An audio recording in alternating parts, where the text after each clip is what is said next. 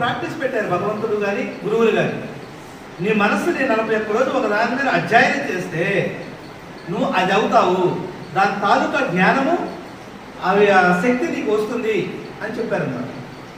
అయితే ఇక్కడ మనం గ్రహించినట్టయితే ఈ శక్తిని ఎవరు క్రియేట్ చేస్తున్నారు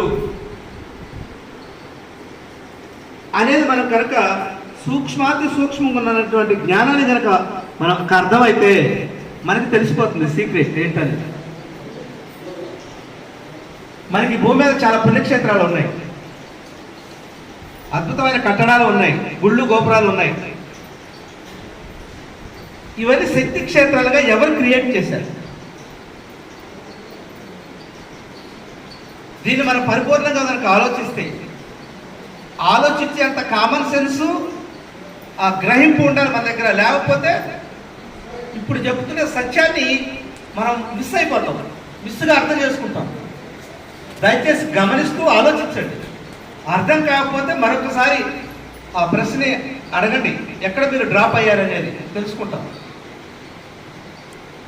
ఇప్పుడు మనిషి ఉనికి లేని కాడ దేవుడు లేడు.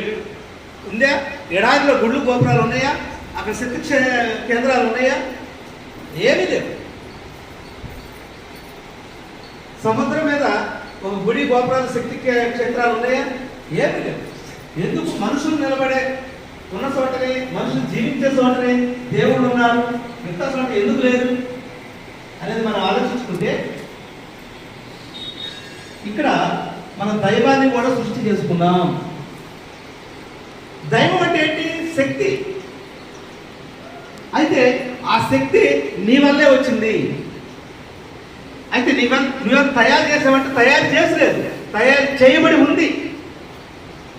ఈ భూమండలం మీద అనంత విశ్వంలో శక్తిని తయారు చేయబడి ఉంది. ఆ తయారు చేయబడినటువంటి శక్తి ఒక చెట్టులోనే ఉంది, నీలోనే ఉంది. ప్రతి పక్షిలో ఉంది, నీలోనే ఉంది. సమస్త వస్తువులను ఉంది, నీలోనే ఉంది. ఈ 84 లక్షల జీవరాశులకి ఎలాగైతే శక్తి ప్రకంపన ఉందో అలాగే మనిషికి ఉంది. కానీ మనిషికి గ్రహించే శక్తి ఉంది. ఆ గ్రహించడానికి ఒక మనసు అనే ఒక మాధ్యమంగా ఉంది. ఆ మనసు ద్వారా గ్రహిస్తాడు. క్రియేషన్ మాత్రమే చేస్తుంది, శక్తిని పుట్టించట్లే. అనంత విశ్వంలో శక్తి నిండిన దాన్ని తన ఆలోచన ద్వారా ఒకదాన్ని సృష్టి చేస్తున్నాడు. బావిలో నీరు ఎలా వచ్చింది? అంతకుముందు భూమి,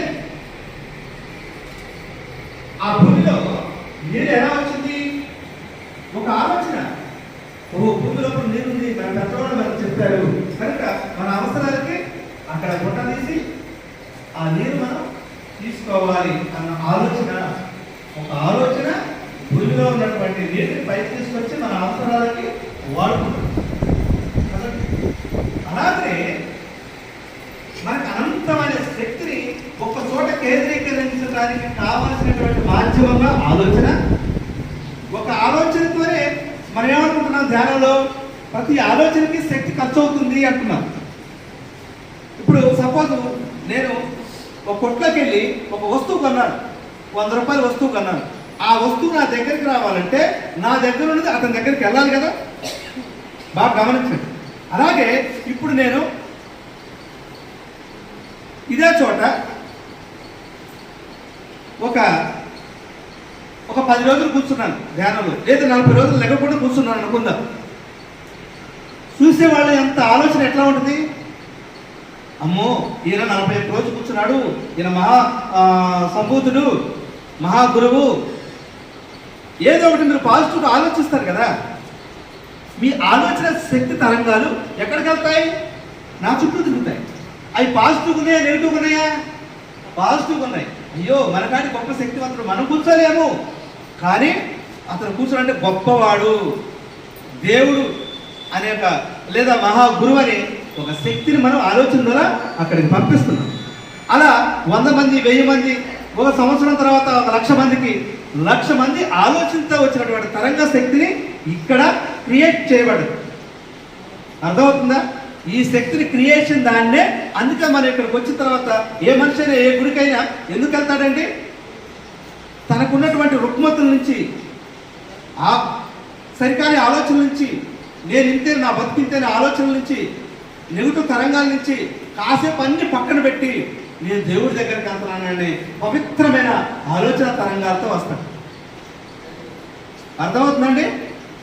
ఎప్పుడైతే పవిత్రమైన ఆలోచన తరంగాలతో దేవుడి గుడిలోకి వెళ్తాడో మీ ఆలోచన దేవుడి దగ్గర ఒక శక్తిగా మారుతుంది, అది మహాశక్తిగా మారుతుంది. ఆ శక్తిలోనే మనం హాయిగా అనిపిస్తుంది. ఎందుకు ఈ హాయి మన ఇంట్లో లేదు? మన ఇంట్లో ఏ ఆలోచనలు ఉన్నాయి? మన ఇంట్లో ఏ ఆలోచనలు ఉన్నాయి అంటే కొట్టుకోవటం, తిట్టుకోవటం, లేకపోతే సమస్యలు, లేకపోతే నువ్వింత నేనెంత, లేదా నేనే పెత్తనం చేయాలి, లేకపోతే ఈ వంట తినాలి, ఆ హింస చేయాలి, ఇంకోటి. ఈ రకమైన ఆలోచన వల్ల శక్తిహీనత లోపం జరిగింది కాబట్టి ఇల్లు శక్తి కేంద్రం కాదు. ఇప్పుడు ఇలాంటి శక్తి కేంద్రాన్ని ఎవరు క్రియేషన్ చేశారు? అయ్యో అక్కడ శక్తి ఉంటుంది, దేవుడు అనేవాడు మనకి గొప్పవాడు, గొప్పవాడు, గొప్పవాడు, తదాస్తు తదాస్తు తదాస్తు. నేనిచ్చి ఆ ఆలోచన బయలుదేరి ఒక పాజిటివ్ ఆలోచన, నీ ఆలోచన ద్వారా నీ శక్తి బయటకు వెళ్తా ఉంది. నీ శక్తి బయటకు వెళ్ళేటప్పుడు అది పాజిటివ్గా ఉంది. అక్కడ పాజిటివ్ ఉంది కాబట్టి 1,00,000 మంది అనుకుంటే అది పుణ్యక్షేత్రంగా మారుతుంది.